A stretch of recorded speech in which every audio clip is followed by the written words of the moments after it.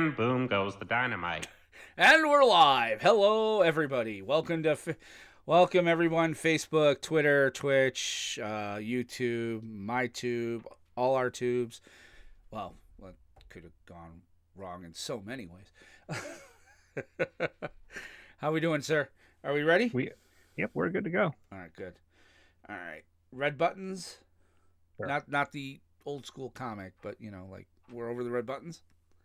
Never heard of the comic, but over the button. You never heard of red buttons? God, I'm wicked old. All right. Let's hit this then. 3, 2, 1. Click. Okay. Greetings, salutations, and welcome to the PlanesTalkers podcast, the show by casuals for casuals. I'm your host, Will Benson, joined as always by this is my 10th time playing on the PlanesTalkers podcast, co-host Aramis Perez. Aramis Perez, how are you, sir? 10th time? Feels like the 100th time. Oh, it feels like 90 at least. Well, that's a Tom Brady joke, if nothing else. But let's get right into it.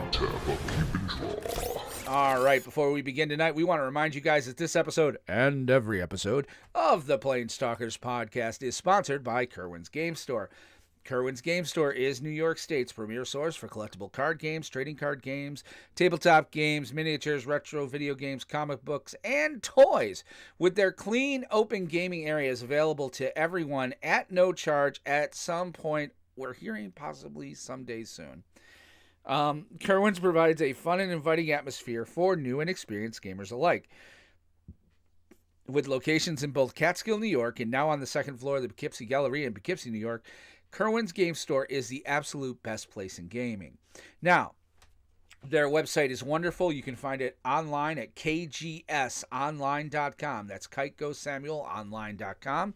Don't forget, you get 5% off any orders you place there if you use the promo code PlanesTalkers at checkout. That's PlanesTalkers at checkout.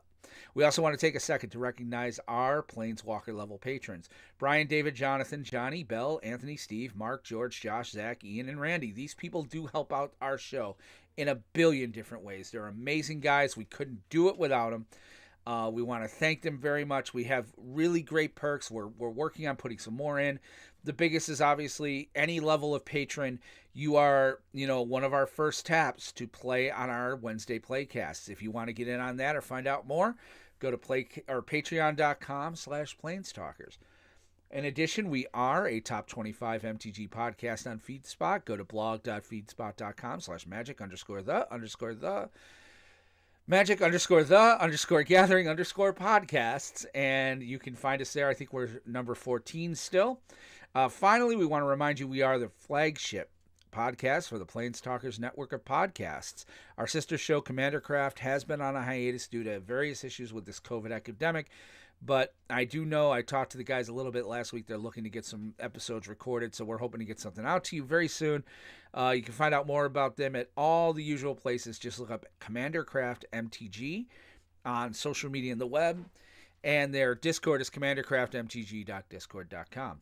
Also, don't forget our playcast this Wednesday, where we are playing Paper Magic Online with 2 other listeners. We're still playing Commander. For some reason, I'm still winning with Omnath, so I'm stuck playing Omnath again. So if you want to see Omnath go down, this might be the week to do it, because, dear God, I'm hoping somebody can, because I'm getting tired of playing this damn deck.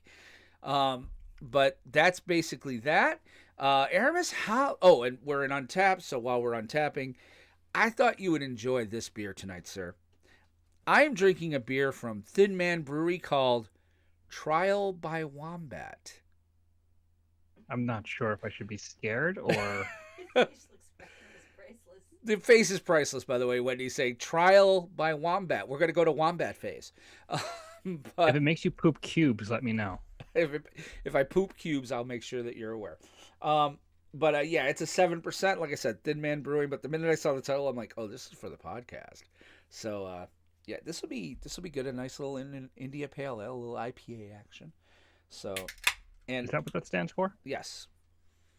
Oh, it smells good. Oh, pretty hoppy. Ooh, my lovely bride may like this. You want to try a sip? It's actually really good. Aramis, how the hell are you, sir? We had a Super Bowl yesterday.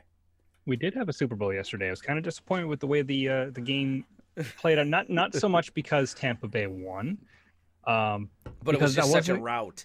I wasn't expecting that. I was really thinking that KC would score more. I mean, big kudos to Tampa Bay's defense for locking them down. I mean, and how much of that was Patrick Mahomes' turf toe? How much of that was game plan? How much of that was whatever? But I think they had KC's number. I really do. I think they knew that if you force them to run, you just have to shut down Mahomes. If you force them to pass, you have to shut down Tyreek Hill. They game planned very well. Yes, I think it was definitely a defensive win. We'll talk sports ball for just a second here. I too was one of my best friends is a diehard Bucs fan, and so I'm always happy when my friends win. Whether or not I was rooting for them, I'm always happy when they get the W. But on the other side of it, it was such a boring game, and then it was such a lame halftime. I enjoyed that. Then the commercials were not good. Okay, I understand that. Okay, this is again might be generational because for me, I'm used to U2, Prince, Springsteen, these nationwide big names, kind of appeal to multi-generational bands. And when you bring in somebody like The Weeknd, it's a little. He's very limited. He had he's got 2 or 3 hits right now. That's it. And it's just I'm this is not, again, even Beyonce has, she's a much larger star. I'm not saying you have to stay in the rock genre, although you should. But, like I said, there's Prince and then there's The Weeknd, and they've shared the same stage, and that just seems weird somehow. I just don't think The Weeknd is there yet. But again, it's totally subjective too. So, I understand that, and I understand it's subjective in a lot of ways. But I also understand too we're in a pandemic, and they might have reached out to a Lady Gaga, and she was like, "Are you?" Well, Lady Gaga did it just 2 years ago, or you know what I mean. But somebody of that caliber, or Taylor Swift, and she's like, "Are you freaking kidding me? I'm not going outside." I get it. So, but I just felt like the halftime show, they're wearing jock straps for masks for some reason. It was a little. There's a reason for that. Oh, okay. Yeah, there was a reason for that. He's been going around in prosthetics and bandages for the last 6 months. He didn't do it for the show for just because you get better facial recognition if people see what you actually look like. Right. But I guess he's been doing that to sort of highlight the duality of Hollywood and how it's all about the outward appearance and how you have to basically transform yourself in order to be noticed. Is the Super Bowl really where we need to do that? No, that he's been doing it up until okay. that point. He didn't do it on purpose for the Super Bowl. Okay. He had his other dancers do it because I was half expecting him to show up in the bandages when they were all sort of swarming around him as sort of a quick change.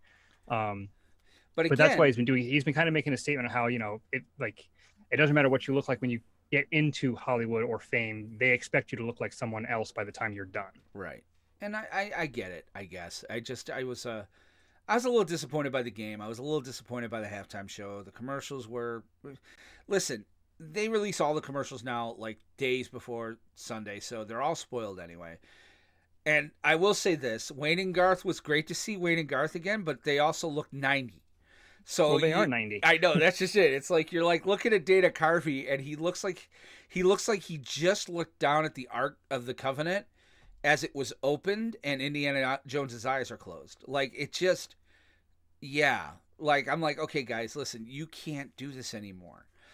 You really can't. If you're gonna make a Wayne and Garth movie, you're gonna have to do what Bill and Ted did. Make sure you have your kids there, and then you got to go through. You guys had kids. There was a woman who was what, did you call Debbie back and she came back even though you broke up? What are we doing here? So, in any event, I was a little disappointed with the Super Bowl. I was a little bit, but overall, the weekend was pretty good. The week was good.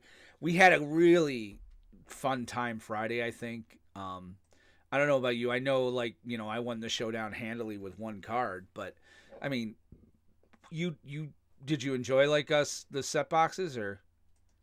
I opened cards. No, it was a good time. So I mean, that's going to be what we're going to talk about here today. Yeah. We're going to go into upkeep here, and what we're going to do is during main 1 phase, we're going to talk about the box openings, because Aramis and I think, have both opened 3 booster boxes between the set booster. We both opened a draft booster, and then Aramis actually opened a collector booster. I opened a second draft booster. So, and then we're going to talk about our impressions of Kaldheim so far. So, and we're going to go through that and kind of do that. And, the impressions are tough these days as far as that. So I'm sorry I don't do impressions. My training is in psychiatry. I see. So, in any event, once we're done with that, we're going to go ahead and talk about combat. We want to talk about the Valky/Loki, let's be honest, it's Loki, interaction with Cascade in Pioneer, Modern, and Legacy. We know we're a standard podcast, but this card is kind of causing ripple effects in the more Eternal formats. What's the better fix, Banner or Rada? Should they do either? We're going to talk about that a little bit. Then main 2, we're going to talk about the state of standard again, because we have seen a shift. There is definitely a shift as far as the decks that are kind of firing right now. We have a new number 1, which is awesome.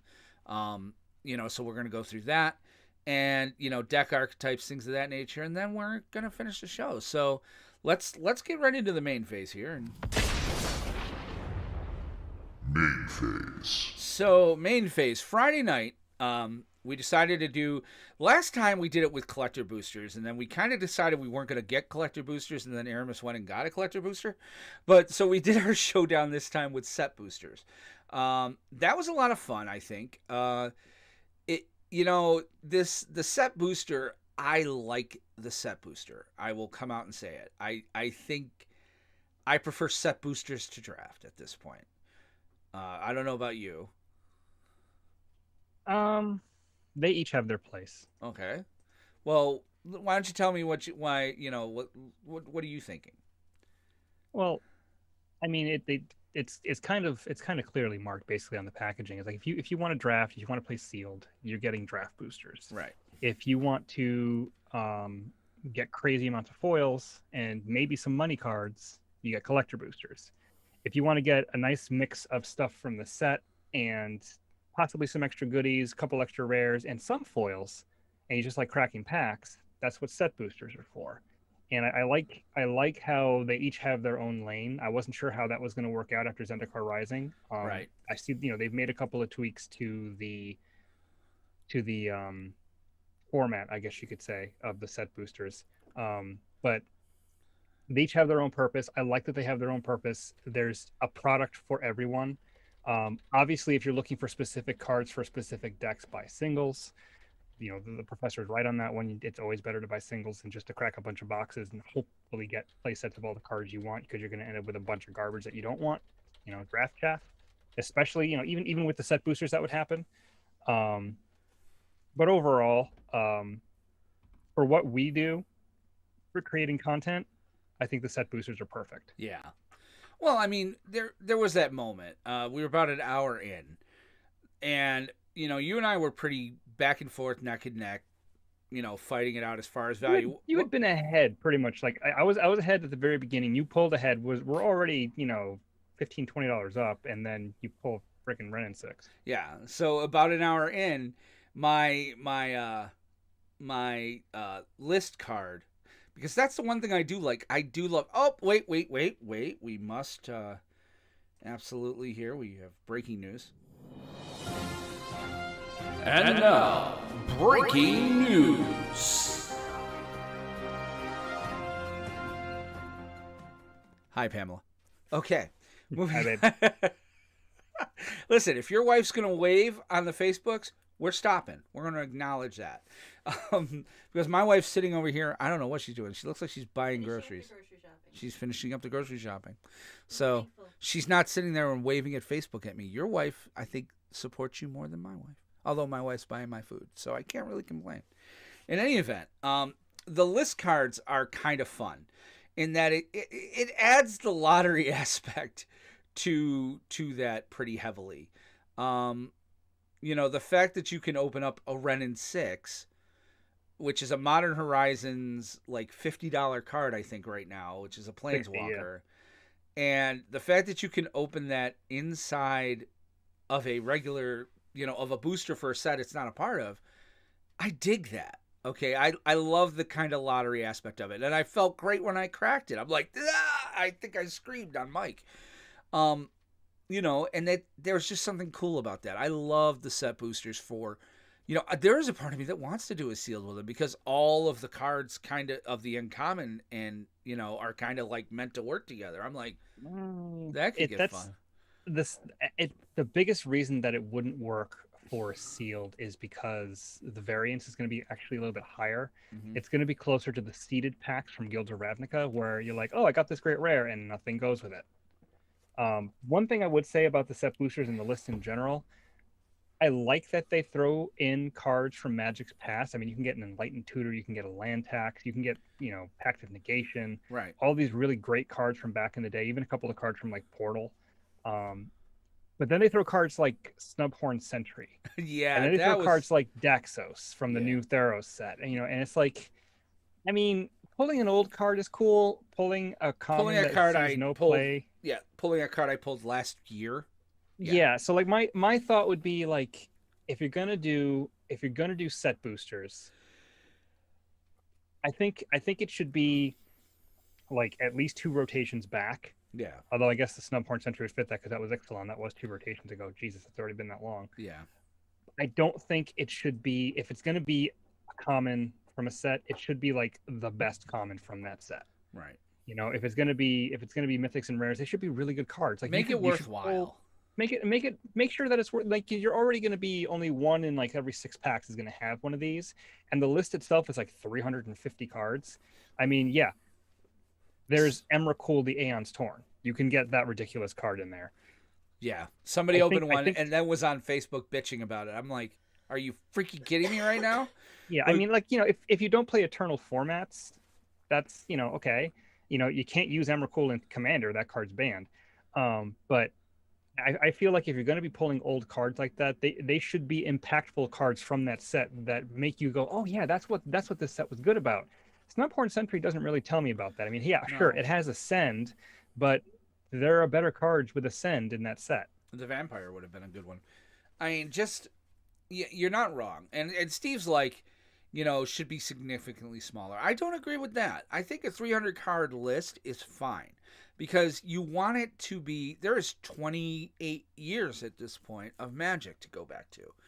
20,000 cards. Yeah, and you need to kind of, that kind of, I guess what I'm saying is, I want it to be like a little lottery type of thing. So I don't think you should have 300 cards and you only open 3 cards from a list inside a booster box. Now, there are better boxes out there. I think what did I open? 9 off the list? Like 9 of my packs. Very higher, you had a high pull rate. Like, so obviously, but I mean, for the most part, I think the average is 6. You can expect, if you buy a set booster box, you can expect 6 list cards usually. And I pulled 8 or 9. I think you pulled 7? Yeah, and none of mine were really anything. None of them were bombs notable. like that. You couldn't. I mean, Renin 6 was, the best. I mean, and not everybody's going to pull a Renin 6. Not everybody's going to pull Emrakul or Land Tax. It's a lot. It's cards, lottery. It is a pure lottery, but I feel like the floor should definitely be higher. Right. I agree with that. It's kind of like what they did with the first print run of Zendikar, where they had the hidden treasures, right? Where you could literally pull a Black Lotus, or you could literally pull like a Dual Land or a Mox, power 9. Well, the stuff they were doing my first set that I came back with Kaldheim and Aether Revolt, like they were throwing in. Well, the expedition, but these are different. I mean, like in the first run of Zendikar, they had actual beta Black Lotus in the pack. Wow. It wasn't a reprint, so it didn't violate the reserve list. It was just an extra Black Lotus. The reserve list doesn't exist anyway. Let's be honest. It shouldn't exist as it does. But I mean, the floor should be higher. I'm not saying you should pull a Lotus or a Dual Land, although that would be fantastic. Have you seen the price of Underground Seas? Fetches, or hell, even Shocks. Put the Shocks in there. Yeah, like the problem is, I mean, and we talk about this all the time. I mean, even with these. If you watch the professor this past weekend, I mean, he talked about, these two and he, that the value is really good and stuff like that. But he again mentioned The fact that they're throwing guild gates in these instead of like actual good lands is a problem. You know, the land base for Magic, especially if you're going to play the older formats, especially if you're going to play Modern, Commander, Legacy, Vintage. Okay, nobody's playing Legacy or Vintage, but Modern or Commander, or even Pioneer. Like, the land base is key. Like, for Pioneer, you need a full set of fetches or shocks. You can't go without them. You know, likewise, Modern, you better have a full set of fetches, or you're just not going to hang. You really aren't. I mean, with this set of Commander decks, it did feel like he was reaching for something to complain about, because otherwise they're home runs. They are wonderful decks. Like, I'm very much looking forward to playing with my wife at some point. I tend to keep my precons in amber for the most part. If I'm going to tear one apart, it'll be the elf deck, which means I'll have to go buy another elf deck. But again, I don't mind buying another elf deck. These aren't the $40. Yeah. So I get one that I could tear apart because I need the pieces, and then the other one I keep in amber so my wife can play and doesn't feel like I'm smacking her around. Not literally, figuratively. I would never raise my hand to my wife. Lord knows she would kill me. Yeah, because that's her job. Dude, she would. No, somebody be like, "Excuse me, are you a battered wife?" She'd be like, "No, he's a battered husband." But yeah, well, I mean, I'm in good anyway. I got her Valentine's Day present this weekend. I got her a brand new phone, so she's like loving life. I got the LG Stylo 6, big screen. It's an Android. It's, you know, it won't play Arena Mobile, unfortunately, but not yet anyway. Right. So what's he saying? Let alone precons anytime soon. Job got me on call right now, so money's gonna be tight for me. Got to find another job ASAP. Oh, okay. Well, Anthony, talk to Steve, man. He's got two, so, you know, we'll figure it out. In any event, I enjoyed cracking. Like, here's the thing: I had fun cracking my 2 drafts. I got my Kerwin's one today. Came in the mail, so I cracked that. Best thing I opened was a Vorinclex. It was a regular draft booster box. I opened a Vorinclex. Most valuable card in the set. Yeah. I opened it, so I have 3 Vorinclexes right now, and I've got a full set of the Dragon. You know, I still only have 3 Tybalt's Trickeries, and I have 3 world things, the world trees. So, but, you know, it is what it is. So, you know, I enjoyed opening them. I'm glad I've got them. I've got to start sleeving them or putting them in their binder this week and stuff. You know, but this is something we can kind of talk about too, in that in this pandemic, without being able to go and sit at a store, paper Magic feels kind of like you're just collecting at this point. Like, we play on stream, we play on cam, but, you know, for the most part, like, you know, who's building decks right now? Who's playing paper? Yeah. You know, do you feel that way too, or? I've kind of been able to scratch the itch with Commander. Yeah. And I've been on a deck building spree with that. You know that. Oh yeah. I have. Do you have a new one for this week? I don't have a new one for this week. I'm hoping to have an old one updated for next week. Oh crap.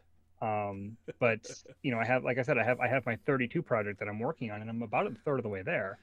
And you know, with any luck, I'm hoping to finish it within the next year or so, but you know, it's going to depend top 32. on. Yeah, just one deck for every color combination. Nice. Definitely not the top ones, because I mean, Beckett Brass is not one of the top commanders out there. No, but he's fun. I'm playing elves next time we play with non-pre-built decks, which I do believe Steve is going to be this week, because Aramis is not going to have the precons, so we're not doing precons this week. We're going to play the constructed again. So Omnath versus the elves. I hope you win, because dear God, I'm ready for that deck to die. I'm probably bringing Kenrith again. Are you? Okay. Kenrith's a good deck. No, it's not. It was just a little slow. No. It's a good deck. It's hard to be collecting the cards when you can't generally use them. Yeah. It's going to be interesting to see what ends up happening once paper Magic reemerges, how popular it's going to be. I feel like for better or for worse, that might it be dead? The pandemic might have killed Standard in paper. I think it killed paper or standard. Really? I think it's going to be really hard for LGSs to get standard back up and running in paper. Older formats, Commander especially, I think will take off once paper comes back because, I mean, Spell Table's been a revelation for people. Right. So, and Commander's gotten a lot more play over the last year anyway. It's really spiked. They've taken the Planeswalker decks out. Thank God. They've taken the Planeswalker decks out and replaced it with Commander decks. So, yeah, Commander's, even Wizards is like, Commander, baby. It's like, and I'll be honest with you, there's a part of me too that's like, Commander, EDH, you're just gonna fuck it up. You're just gonna find a way to ruin it. You really are. They kind of already did with Omnath. I know. It's like, well, Omnath is a great card. Like that's not my fault. Oh, nobody's blaming you for that. Yeah, I mean, I've been getting pretty good draws too and lucky. So, but at the end, it's been tough. It's been really tough getting the boxes, opening them up, and you're sorting through everything. I don't know how into the weeds you get with sorting everything, but for me, it's it's a process. And yeah, me too. That's just sitting there going, you're like, okay, well, I have my play copies, I have my binder copy. Okay, these are going in this sleeve. These go in this box. This goes here. This goes here. These are foils. Da da da da da. Going through and doing all that, and then realizing, unless I build a commander deck for these, they're just going to sit in the box. Yep. It's nice to have them. I'm not sure what I'm going to do with my extras because I used to donate them, and now I don't have that outlet. So yeah. I was thinking about that too the other day. Like I was pushing commons aside because I mean, I've opened my third box. Like I have a lot of commons, and it's like that's another reason why I like the set boosters too. You get fewer commons than uncommons. Yes. So, I was thinking about that too. I'm like, I can't take them to Glenmont anymore. I mean, I probably could. I probably could drop them off right at the Welcome Center and be like, here, give these to Nick or whatever. But, there's nobody running that club, so I'd end up just giving them to Nick to give them to Nick. And, whether Nick gives them out to anybody or not, is neither here nor there. So, yeah, I don't know what I'm going to do with them because obviously I'm not going to keep a lot of them. I mean, I have to start thinking about storage anyway. I've got boxes in like 2 or 3 bins right now sitting in my closet. I have my standard binders close by, and then up on my shelf up here I have all my commander decks with 1, 2, 3, 4, 5, 6, 7, 8, 9, 10, 11, 12, 13, 15 commander decks. So you have 15 decks, and I've only ever seen like 3. Yeah, well, no, you've seen them all. You've seen almost all of them. They're in various states of build. A lot of them are the precons. That's the difference between you and I. Is I'm trying to get copies of cards for each deck that I build. Yeah, so I don't have to move stuff around. I keep moving stuff around. So, well, because some of them, I mean, like I'm not going to have a Ren in 6 for every red green. Oh deck. No, like big money cards. I'm not going to get like 32 mana crypt. That's stupid. I may have just only the one deck with the mana crypt because I'm not looking to optimize every deck that I build. I'm building a basic build out, and I'm kind of going from there. And I'm not like going crazy getting the best cards, but sure. Do I have 4 Cyclonic Rifts now? Yes. Am I going to use them all? Hell yes. And Scubbo, which store is that? I was in Bonds on Friday, so and I was going to go Saturday and get a collector booster, and then I decided against it because I bought my wife a phone because I'm a good husband. So she loves her phone. She's holding it up now. I still might go buy one. Shh. What? I said I love you more than life. All you got to do is check the audio. No, she ain't gonna check the audio. She don't listen no more. She's gonna watch Friends and laugh over there. So yeah, Scubba. Yeah, I was in. I live outside of. I live outside of the town where Bonds is. I live outside of Amsterdam. So, yeah, that's kind of become my store when I need to pick up something that day. I still make the roadie to Kerwin's whenever possible. It's just it's winter. I know I'll make it down there once spring hits. We love going to Catskill. Are you kidding me? So yeah, great place. Well, we still want to come and hang out with you guys at some point. Yeah. So we gotta wait for the world to stop actively being on fire. Yes. So I mean, for me, it is. I think we're going to be facing something with paper. You very well could be right. I wonder if they're going to fire off events like GPs and things for standard in paper now, because why would, you have a little bit more control over arena. The problem is that I have yet to see an arena event fire without some sort of technical difficulty, because you're dealing with hosts and their own personal internet. Like, again, I've said it before, you know what, if game nights can sit and play Magic with each other and, so, at a table for every set, there's absolutely no reason you can't fly 4 or 6 people into California and have them run an arena tournament from a studio there and be able to socially distance like they did on NFL this weekend. And you have them sit 6 feet apart. And you can do that. I think the problem is that, the Super Bowl, we're going to see what happens with that, because there were, they were socially distanced, but there were a lot of people in that stadium. There were a lot of parties. I know with game nights, what they do is, they fly the people in, they get them tested first, they get them tested again, they quarantine, then they film. Right.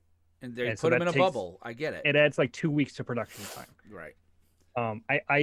I think that arena is going to be where you're going to see major standard tournaments. You're not going to see another paper standard tournament, I think, ever again. Which sucks. And that, remember, my opinion was different on that just about a year ago. I was thinking that, they were still going to have paper events. Pioneer, probably the same thing.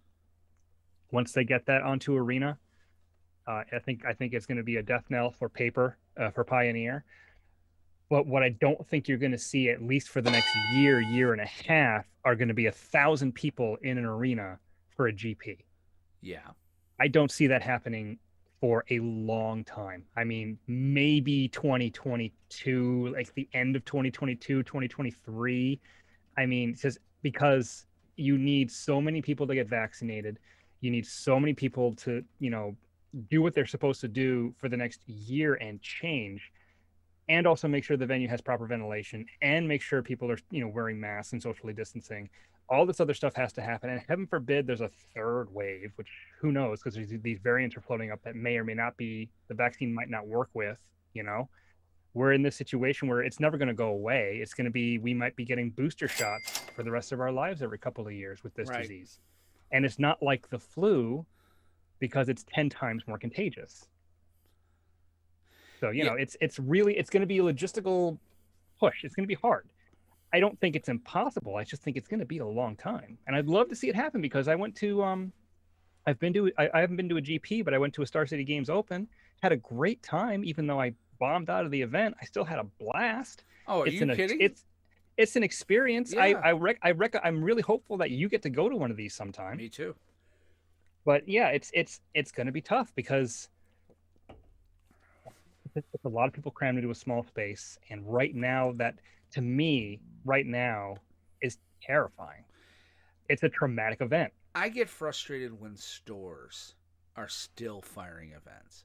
Like, when I read on Reddit or Magic or Facebook groups or anything like that, this weekend we fired an event, or there's other places that, like, even in this state, where they're like, yeah, this store's running an event Friday night. You can come on down and play your pre-release. I'm like, what the absolute fuck? Like, unless you're in New Zealand, that's no. Like, I don't get it. Yeah.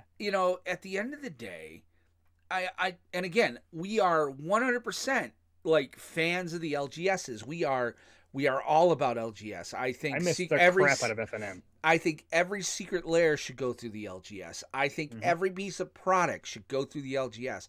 I don't think Walmart should have a product of its own. I don't think Amazon should have a product of its own. I don't think Wizards should get into selling these things. Everything should funnel and channel through the LGS. However, the one mistake I see is that some of these smaller stores that are having a harder time competing, and let's be honest, okay, our major sponsor, Kerwin's, they haven't run an event since this started, and Steve was able to do that. Steve was able to say, look, this is not going to be a part of my business model. I will do whatever I have to do to stay afloat. And he has, and he's done it successfully. And I'm not throwing anyone, I'm not throwing, Anastasia in her store, who we had on a few weeks ago, or Chris in his store. I'm not throwing anybody under the bus. If you fire an event, I get it. I get why you do it. However, at the end of the day, okay, we all have to do our part. That is our part. You know, I get frustrated sometimes when I read posts. I have a very good friend who decided to post yesterday, and these people, you know, this friend does not like sports, does not like football. So this person wrote up this very long diatribe about how they felt that it was inappropriate that emergency rooms are getting flooded with people being stupid on Super Bowl Sunday. Why do we even have a Super Bowl? Was basically what they were saying. Mm-hmm. I can't argue the sentiment.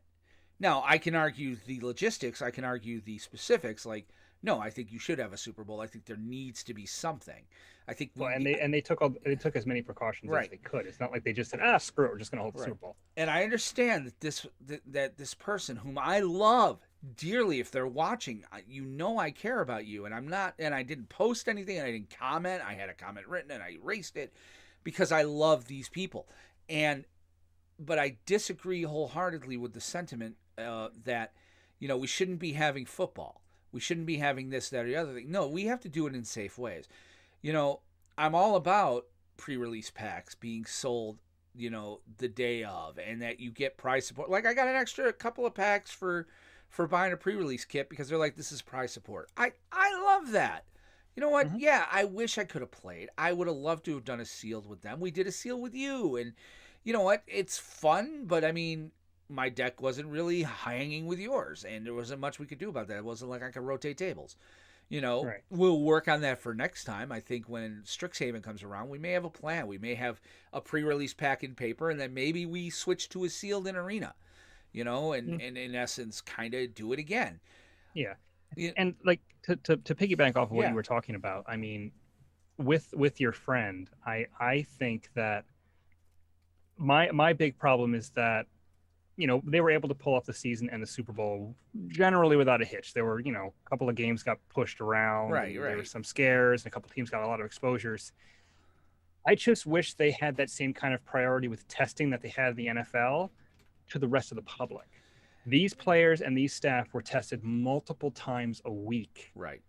Well, they are with health workers. The teams covered the cost. Right. And, you know, it was whatever, but it's like, there's no reason that any one of us should have any problem whatsoever getting a test if we want to get a test. And up until recently, and in a lot of places, it still is a problem. And I don't know. I have never had a problem, but I have insurance.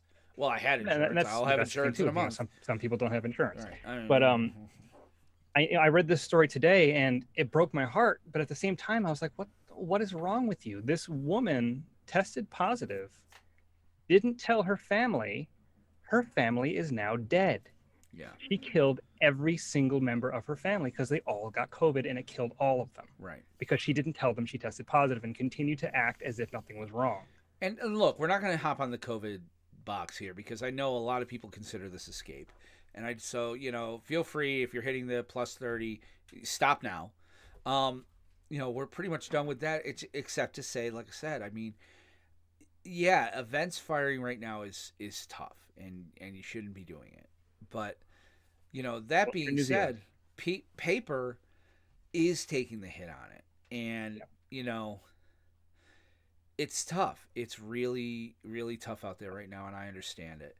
Although, ironically, sales are the highest they've ever been. Oh, yeah, because people are buying them and trying to play at least a little bit and play on paper. So what is your impression of Kaldheim right now? Like, how do you feel about this set? I mean, what are your impressions right now? I'm sorry I don't do impressions. My training is in psychiatry.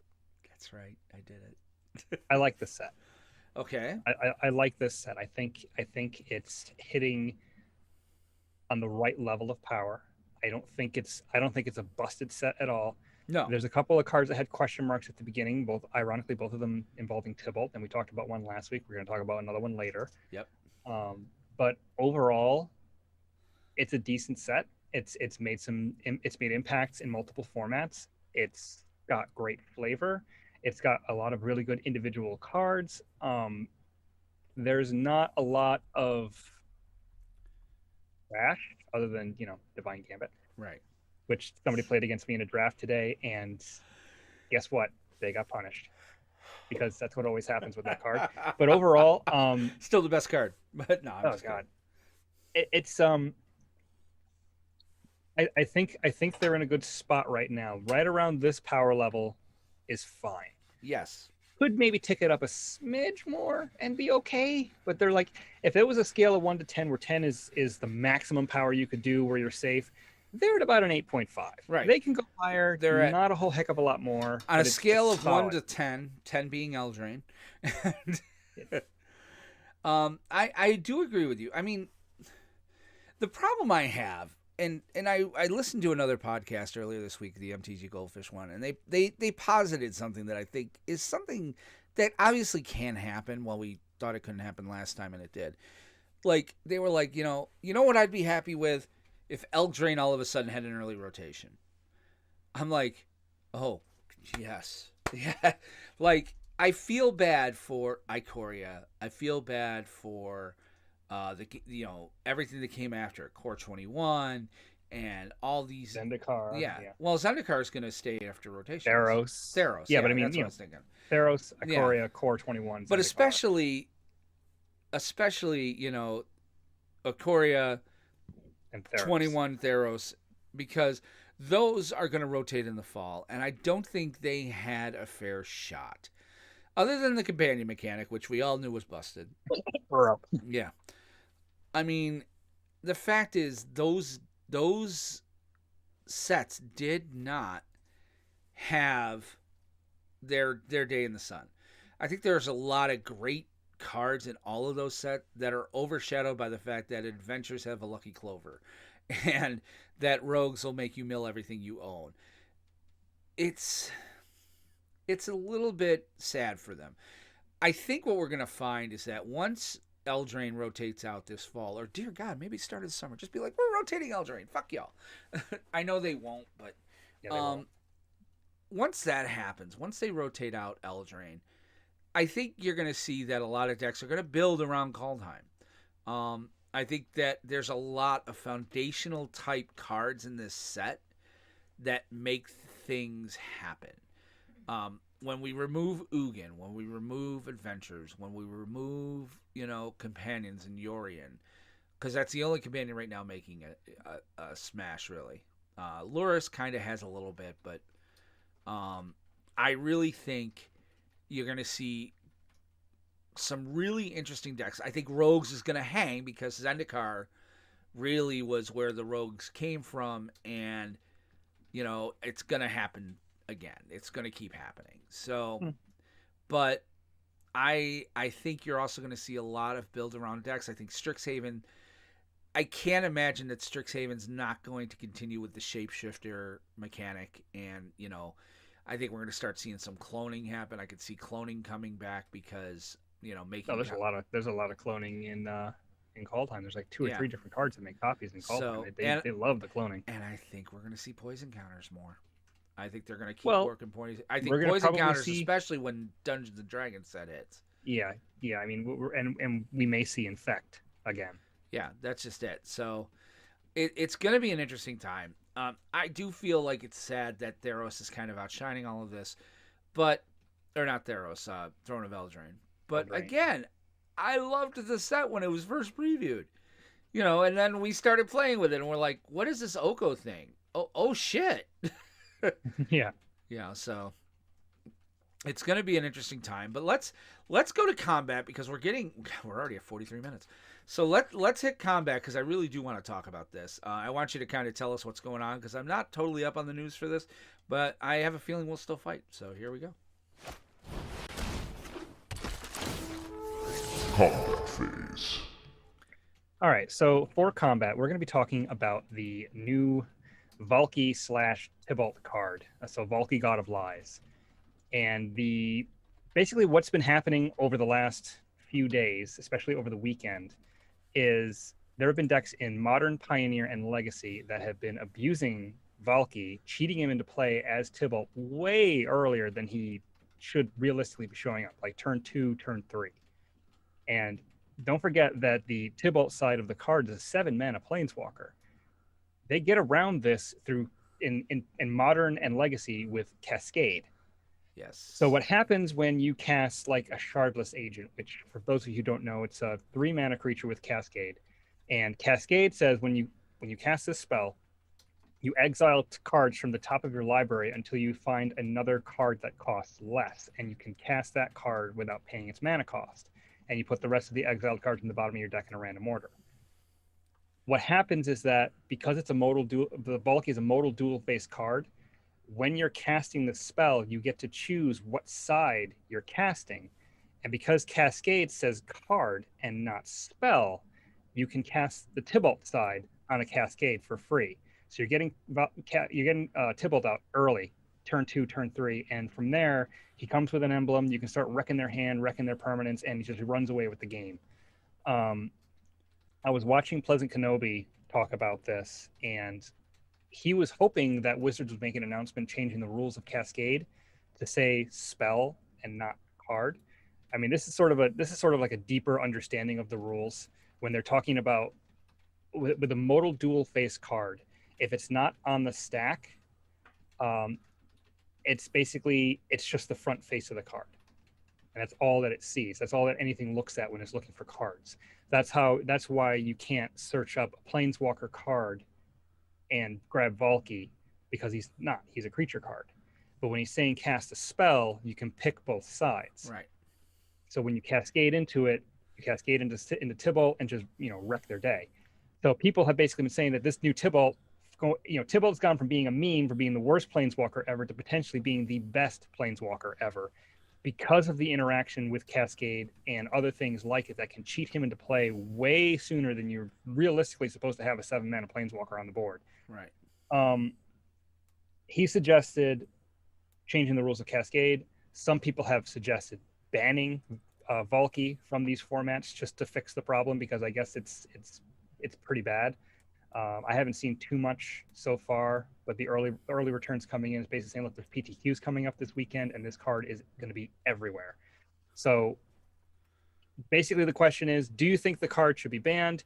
Do you think the rules for Cascade should be changed to fix the interaction, or do you think they just leave it alone and see what happens? Well, it's one of those things that with paper, if it was just paper, you could probably leave it alone for a week and let's see what happens. But now that everything's happening, on Moto or what have you, no, you got to do something. And there are articles about this already. Like TCG Player put out an article, and I think Goldfish has an article. Like it's out there that this is happening. It's not like it's being kept under a secret.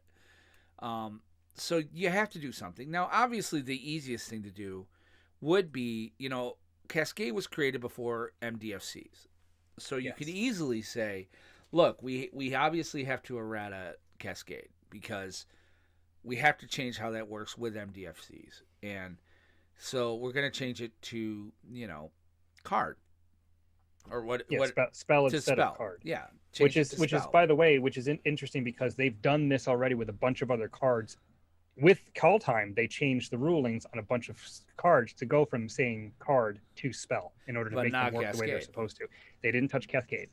Which tells me maybe with Strixhaven they were going to do something with Cascade, but or they just missed the interaction because again, like you were saying, there's 30 years of Magic, there's 20,000 cards. They don't make these cards with the old formats in mind. Cascade hasn't really been around much other than a little bit in Modern Horizons, a little bit in Commander Legends, but other than that, it was back in Alara. Right. Well, so I mean, I think that's the easiest thing to do. They should do that. Now they're not going to do it before this weekend. I don't think they're going to do it because if there are PTQs coming up, then they're going to be like, we can't make a change this close to everybody's playtesting. So, and deck lists probably have to go in by tomorrow. So I doubt they're going to make a change before that, but they'll make it sooner than later. I don't think you ban it yet. I don't think it's bannable. I don't think they've had too much egg on their face at this point with regards to bannings, especially so close to release. Omnath, Oko. Mm-hmm. You have to wait. They'll change them. I think they'll change the mechanic. I think that's the only option they have. You cannot let it sit, especially in something like Modern or Legacy, especially Pioneer, because Pioneer is the thing that got the worst end of this whole pandemic. I mean, Pioneer was on the upswing. It was moving upwards. They're trying to get it into Arena. It's really they're trying to do everything they possibly can. And then all of a sudden, the pandemic hits and now nobody can play Modern or Pioneer. Mm-hmm. You just can't. There's no Pioneer's going to be a dead format. It's going to be yeah. So that would be my thought. What about you? I mean, looking at what what Pleasant Kenobi was saying, looking at the little bit of information I've been able to see on this, because it really kind of dropped into our laps over the last few hours.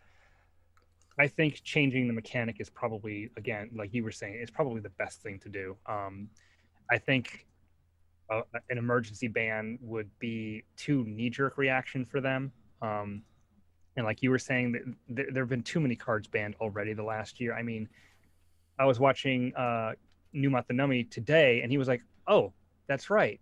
Escape to the Wilds is banned in Standard. I forgot about that. Yeah. When did they ban that? And it's like, oh, yeah, when did they ban that? I forgot they banned that card, too, because there's so many cards in Standard that got banned, not to mention other formats. So banning it's a bad idea.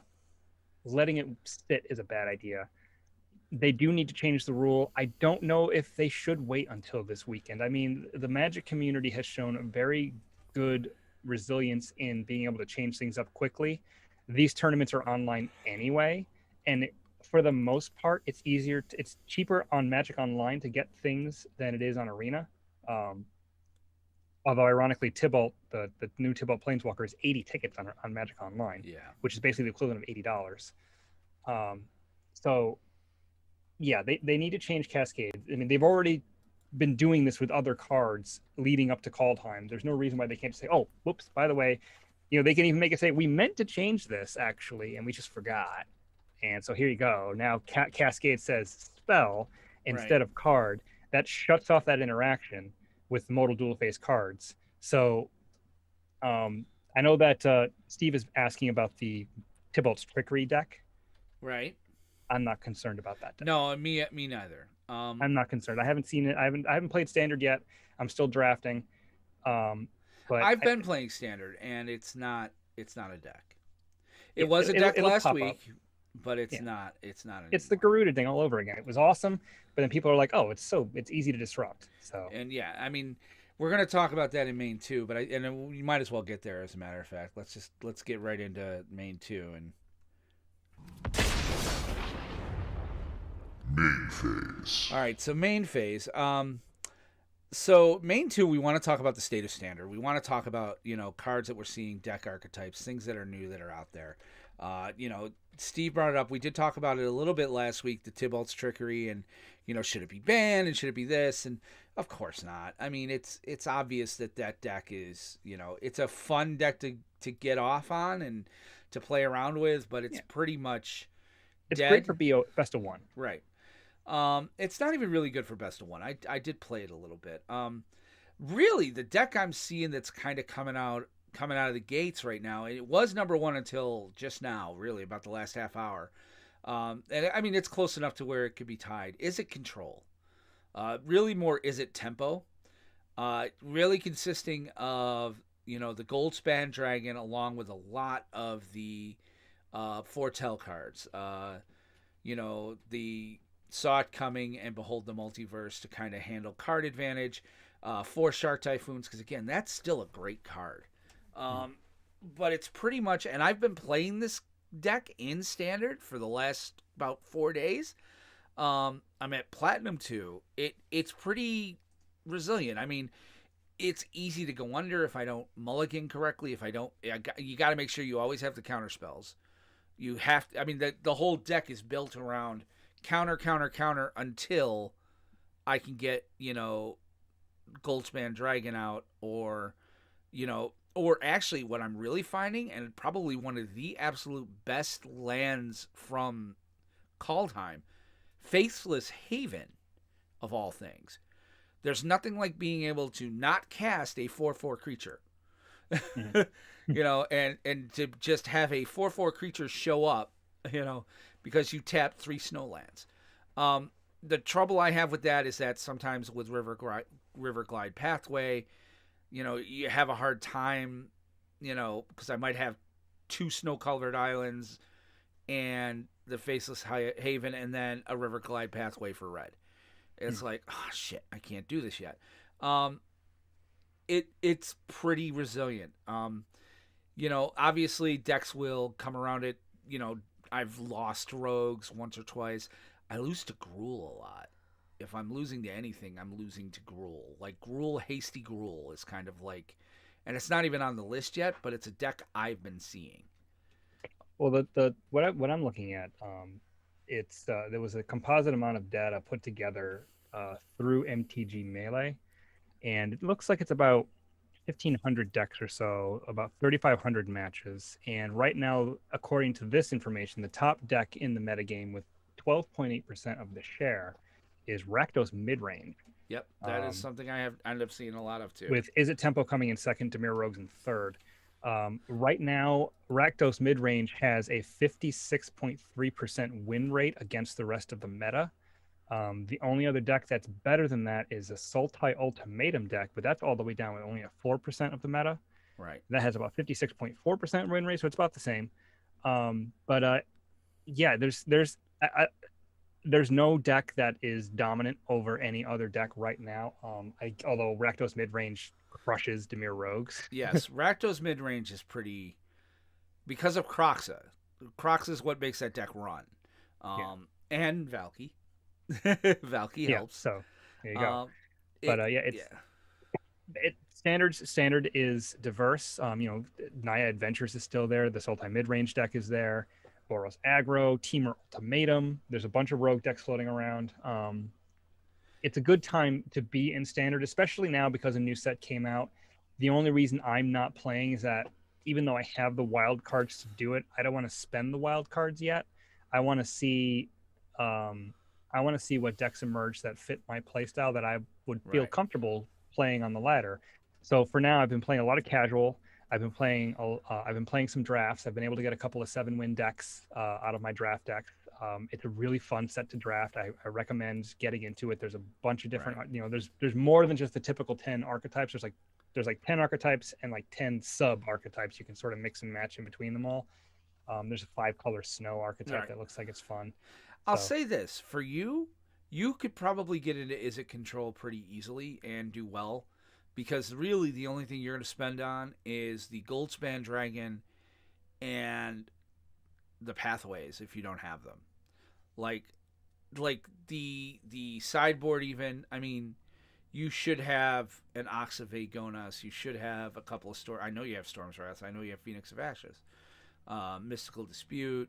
Like and then there's a lot of like uncommons. You'll spend them on the Behold the Multiverse and or Behold the Multiverse is a rare. No, it's a common. So and Saw Cummings an uncommon. Yeah, so, I'm myself. I'm not worried about that aspect of it because, believe me, I have the wild cards to spare. I think I have like something like 52 mythic wild cards. Jesus. And I have like 2,700% in the vault. So I have wild cards to spare. I just want to get my drafting in and see if I can just get the cards that way. Yeah, I understand that. And then I'm hoping by that point that the meta has really settled to a point where I can be like, all right, I like that deck. I want to play that deck. Because I've also noticed too that Standard has been very fluid over the last few weeks. There's been tweaks in all these decks constantly. So it's like, oh well, this card's not good anymore, and I got to get this card. Well, it's like I was saying, I have to play a lot of BO1 because for whatever reason, like usually I've only got a few minutes to play a game or two. And I said it in our Discord, and it's true. I mean, when I first started playing As a Control, I was playing a lot of actually other control-y type decks and things like that, and I was just coming out good. It wasn't till this past weekend, like the last 2 or 3 days, I started end up playing a lot of Gruul Hasty and a little bit of the Rakdos Midrange, but again, I can kind of handle that. Mm-hmm. It was I can tell that they're playing with the matchmaking to kind of make this deck a little better. Like I went from gold, I think I was gold 2 to plat 3 in like a day, just by back to back to back. I think I was at an 80% win rate at one point, because again, it was just the matchups. Now they're obviously getting in on it and kind of messing with it. Well, the level of competition between gold to platinum, once the season resets and the grinders have to go through, you have an easier time getting up in rank up until you get to about platinum, like middle platinum to low diamond. Right. That's when you start running into the pros. So and you're going to run into more established meta decks, fewer rogue decks, and also two, you're going to run into a totally different set of cards because you're playing best of one. Right. So all the information that I'm looking at is best of three. And obviously you don't have, generally have the kind of time to play best of three, but especially a control deck. Holy shit. Especially in the control deck. But yeah, that's the one thing too, is that, is it tempo in best of one is going to look different than is it tempo in best of three, because they're two completely different games at that point. Right. So, I mean, that's the stuff we're seeing right now in Standard. Standard is still very fluid. Standard is still worth playing. It's worth getting into. Highly recommend it. Broken. Nothing's broken. Nothing is broken. Everything right now is good, and it's fun to play it again. So that's kind of what we're seeing there. But other than that, I guess we should probably start getting ourselves out of here. We're at the 1 hour mark almost. So let's go ahead and hit it. All right, so as Aramis and I are packing up our cards and rolling up our play mats and taking the pizza boxes over to the trash, because damn it, your mother still does not work in this game store, we want to remind you that we have a Twitch channel where we stream all sorts of our content. All the shows are streamed there. I stream a bunch of stuff. So what I want you to do is just go to Twitch and look up PlanesTalkers Podcast there. That's our handle, and you can also follow me on Twitch at MindCrime73. And if you want to interact with the show in a more up-to-date real-time fashion, I really recommend you join our Discord. It's discord.planestalkerspodcast.com. It's a really active community. It's died down a little bit since our last Winterbox tournament, but generally there's always at least a handful of people on there talking about the game. That's where we try to get players for our playcast on Wednesdays. It's a great spot, just to check in with us, see how we're doing, see how you guys are doing. If you want to follow us on Twitter, if that's something that's more your speed, look up our show at PlanesTalkerPod on Twitter. And my personal Twitter is at WR Benson, but let's be honest, I'm really on there to follow my favorite band who has just touched my heart, the New Kids on the Block. Again, Jordan, Johnny, Danny, Joey, and Pippi. Those guys, I can't follow them enough. So I'm on there. I don't tweet all that often. I just tend to be following them. But you can definitely follow me there at WR Benson. Also, we recommend you find us on Facebook. Just go to facebook.com/PlanesTalker. It's not PlanesTalkers. Somebody took that. So PlanesTalker without the S at the end. Like and follow the page there. That's where a lot of our content goes. And don't forget, we do a playcast on Wednesdays where we play Paper Magic. We play Commander. So tune into any of our channels Wednesdays around 7 p.m. Eastern to catch that out. Might be 7:30. It goes either way. Yeah, depends on traffic and whatnot. And finally, if you want to send the show an email, you can send us an email if you have a question about the show, maybe a suggestion for a future topic that you'd like us to cover, question about the game, rules question, anything like that, or just to check in and say hi. If you want to send one to the show in general so that we both see it, send the email to podcast@planestalkerspodcast.com. If you want to email Will personally, his email is will@planestalkerspodcast.com. And if you want to send an email to me, my email is aramis@planestalkerspodcast.com. And don't forget, I do run another podcast for this show. It is a Patreon exclusive, okay? So if you want to get access to it, you do need to become a patron, patreon.com/planestalkers. But it's the Ride Home with Will podcast. I pretty much talk about anything and everything. My next episode's really going to deal with WandaVision. If you haven't been watching that show, watch that show. It's amazing. If you're into Marvel, watch that show. And now's the time to get in. But I want to remind you that I also do host another podcast dealing with the TV show Legends of Tomorrow. It's called Legends TV Talk. It is on hiatus. It probably won't be back until probably at least next spring. But we do another show there called Flashcraft where we're playing Minecraft and we build DC stuff. And I just became the mayor of Central City. So find us there, facebook.com. You can look up Legends TV Talk. And don't forget, guys, if you don't want to support the show in Patreon, and we understand this is a pandemic and money's tight for everybody, really the best thing you can do to help us out is go to iTunes. If you don't have an iPhone, download iTunes to your computer. Just go there and look up PlanesTalkers podcast and leave us a review. 5 stars, please. Okay, make it positive. Leave some comments. That really brings more eyes to the show. That brings a lot of attention to it. A lot of people still use Apple for their podcasts. So if you go and do that and leave us a 5-star review, that helps the show almost as much as coming alongside us in the Patreon. So please do that. We will read them on the show. We don't have a new one right now, but if you want to get yours read next week, go ahead and put it in, and we'll take care of it. I mean, let me see. Yeah, January 23rd. We already read that one. Stumbled upon these guys. Yes, I think we've read it 2 weeks in a row now. So definitely check it out. But other than that, I guess we're about out of time. We want to thank you guys for hanging out with us tonight. We had a really good time. We will be back Wednesday with the Playcast, where we'll be playing Omnath and all other comers. Hopefully somebody takes me down. But for Aramis Perez, this is Will Benson saying thank you very much for listening to this show tonight. Thank you for hanging with us. We'll be back next Monday as well with episode 91. And we want to remind you to save some of your mana and keep it untapped, because you never know when you'll need it. Take care. Have a great week. And we'll see you soon. Bye-bye.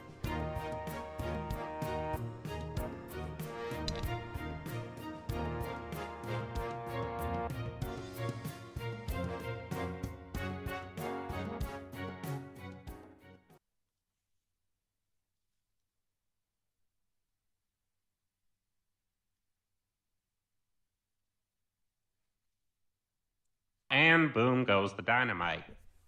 It was actually 89. And we're out. Oh, this was episode 89? Yeah, next week will be 90.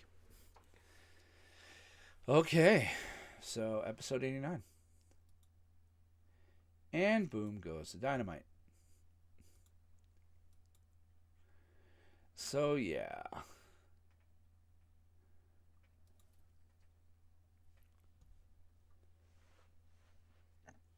I'm getting it sent out to you now. Okay.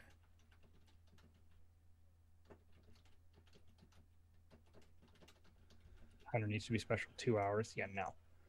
What needs to be special 2 hours? He thinks our 100th episode should be 2 hours long. No, what the hell are we going to talk about in 2 hours? Dude, you guys are welcome. If somebody wants to give us a 2-hour episode, then please go out and pull your favorite clips. Put them together. Range them up, man. I'll edit them together. That'll be 1 hour, sure. So, yeah. We'd love to have you and Anthony on, Steve, for our 100th episode. You know, if you ever get Commander Craft off the ground. Shots fired. Oh, that was good. I'm a dick.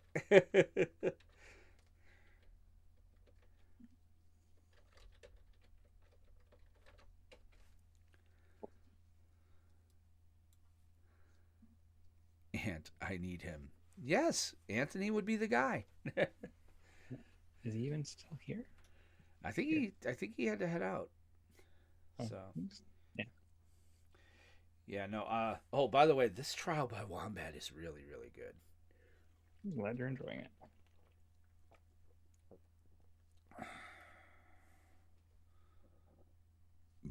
Look, I don't care who you get, Steve. You guys can work that out.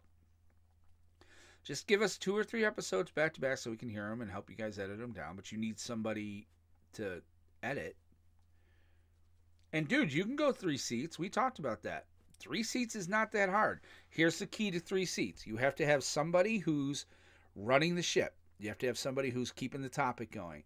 Then you have to have somebody who's kind of the straight arrow, the straight man, somebody to bounce stuff off of. And that 3rd seat, which is where I love to sit on every show I've ever been with 3 hosts. The 3rd seat's the guy who gets to say all the crazy, wacky shit. Because he's the guy who's like, no, he's just an idiot. You know? Like Legends TV Talk, it's a 3-host system. I sit 3rd chair. And so the craziest and most awkward, awful things you can ever think of somebody coming up with for a show, that's what I sit. That's where I live. You guys could have 3 hosts. It's up to you guys. So you could have Nick be a host. Well, Nick doesn't have really good equipment to record, but yeah. And still downloading the files. So, yes. So you're going to play Kenrith? Are you kind of tweaking it, or? Not yet. Okay. There had to be some stuff. I mean, I think you got some decent stuff that you could add on to that from our sets, didn't you? Yeah, but it's a matter of what do I take out. World Tree should definitely be in it. Yeah. Let's figure out what I'm taking out. I was watching somebody had a meme deck this weekend on YouTube with the God Tribal. Like, he had like 110 cards in the deck. I'm just like, he was playing Yorion, but it's still like 110 cards. I'm like, what the hell are you doing? It's fun if you get it to work. Look at this. What should I build, Steve, with Tybalt? Now, Steve, that's content. Like, if you're going to help him on Discord, record it. Have Nick download Audacity and record his side. Like, that's content, man. Record that. That could be an episode.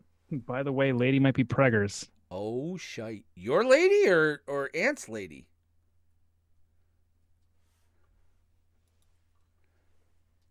Oh, boy.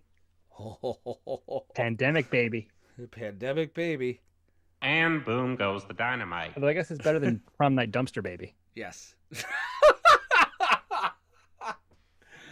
Oh, there's nothing better than prom night dumpster baby. I miss Seth MacFarlane. Congratulations if that's true. Yes. Please, we need confirmation on that. Well, wait. Is it congratulations? Are you happy? Depends on what they name the kid. Yes. If you have twins, Luke and Leia is always a wonderful name, even if it's two boys. Today you can get away with that. Yeah, I'm excited. You got to name one like Jace or Oko or something. Yeah, Oko and Uro. There you go. Jace is a great name for a kid, though. Period. Just Jace. I'm Jace. That automatically says everything you need to know about the douche level of this child. Oh, Scuba. Yeah, dude. Scuba, put together a commander deck, man. You'd almost be great to have in on a Wednesday. Gideon and Liliana? His wife brought up, his old lady brought up Gideon or Liliana. Gideon's I like Liliana. I like Liliana. Gideon's a pretty biblical name, too. Like, that has... Gideon's very biblical. Yeah, that's about as biblical as it gets. Yeah. That has a little bit... Dak? Rip. Tybalt. Tybalt, yeah. Tybalt. Yeah, but say you're going for the Shakespeare level. You know, a lot of this stuff can, like, go two ways. I mean, there's always Ugin. Ooh, Nickel. Nicky B. Middle name Bolas. Bolas. Oh my God. My wife's watching Friends and Janice just showed up. Which, as far as characters on that show that are always great when they recur, that woman is pure comic gold.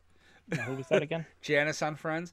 Oh my God. Like, just Can't look it say up. I watch too much Friends.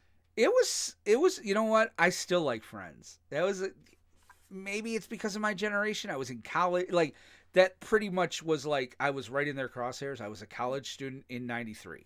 Like, you know. No, Steve, no. Your Discord is discord.commandercraftmtg.com. Stop sending that one out.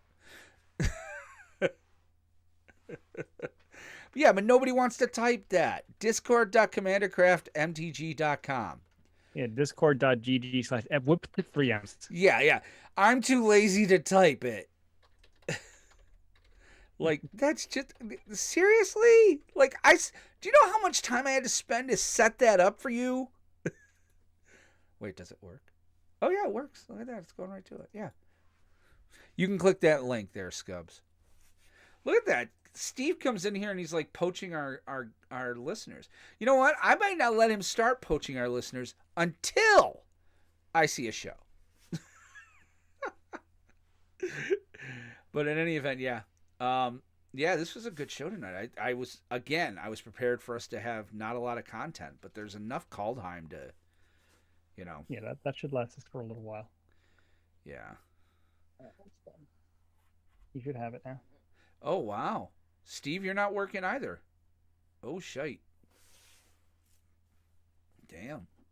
Ooh, shenanigans. Shenanigans. Wow. But it's okay. Listen, Steve, it's just you, me, Aramis, and however many millions of people watch us afterwards. Did you do it?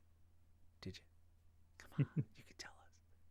You did it, didn't you? It's Actually, okay. yeah, we're still on. So no. Oh no, confidential don't details. say anything. I'm just kidding, but Yeah. we know you did it. Oh, they caught him. Okay, good. Oh, they arrested him. So why aren't they giving you your job back? Oh, well, okay. Oh, well, that's not something we can talk about because If you're doing a lawsuit, you shouldn't even be talking about it here. Yep. Yeah, actually, we're gonna make you stop doing that. Yeah. Yeah. For one thing, if you were gonna steal a PS5 and not give this to us, like I don't even want to know Benson, you. you shouldn't even mention details either. I know, I'm just kidding. So. Yeah, this is not happening. Yeah, Steve, you live in a not right to work state, so you can appeal everything you'd like. It's time for a new job, man. I'm telling you. Dude, I once got fired from a job just because I was close to the boss that they wanted to fire. Like, that was the only reason. I was really good at the job. I was promoted into the position I was in. I was really a great part of that place. But because I was very close friends with the boss who got fired, and I mean, like, as in we hung out together. Like, I went to her house and hung out with her husband and their kid. Like, I was very close with them because of that. And that's the only reason. Now, they couldn't tell me that. Like, but I was like, why was I let go? And they're like, we don't have to tell you that. This is New York State. I'm like, what? Will employment. Yep, that will. I'm like, but then I talked to somebody else. They're like, yeah, it's just because you and that person were close. I'm like, that fucking sucks. Yeah, they can basically make whatever reason they want. If they don't like you, they can get rid of you. Right. Well, I mean, and you can fight it and you can win. It's just you need a lawyer willing to do it and spend the time. Is it worth the effort? And it wasn't. It was like a $10 an hour. Just collect the unemployment. That's what I did. I said, I'm collecting unemployment here because you're basically laying me off. And they were like, yeah. I'm like, you're not firing me for cause. They're like, no. I'm like, okay. So. But yeah. All right. Well, I think I have your files, so I should probably start getting that locked down. And Wednesday night, then, the death of Omnath, we hope. Nope. You don't think so? I don't think so. I think no. If Steve's coming in with busted L's, it's very possible. So either way, we got to get the point things figured out because if we're starting the season on Wednesday, we got to figure. Well, that's just it. We need to get in the Discord. So Nick, Steve, Anthony, get a hold of Anthony, and like go in the Discord. Everybody put up ideas of what you want. Again, I understand you want just points. I still like the idea of kind of rewarding bounties and stuff like that. Like. More for like guys like Nick who may not have decks that can close, but they might knock somebody out. And I could see Steve being political going, I'm going to set Will up, Nick, so you can knock him out. And get the 2 points for that or whatever it is. Like points for knockout is fine. Points for finish is fine. I just don't want to have to keep track of all these different things during the course of a game. Saying, oh, he did this. Let me update the point total. Right.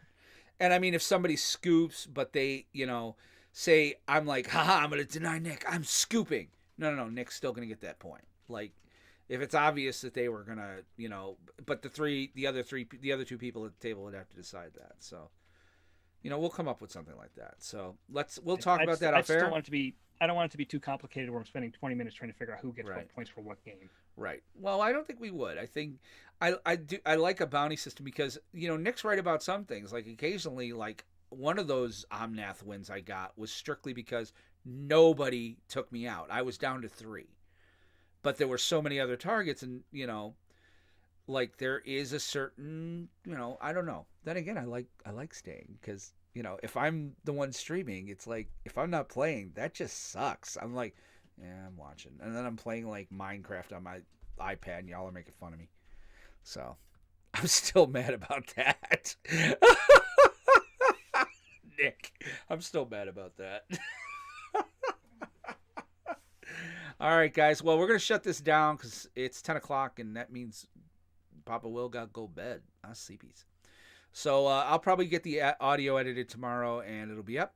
And I hope you guys have a good night. And again, I'm gonna be recording probably Ride Home tomorrow, talking about WandaVision. So if you want to hear that, join the Patreon. So even the $1 level gets access to all of the Ride Homes with Will. Anything else, Aramis? That's it. All right, guys. We'll see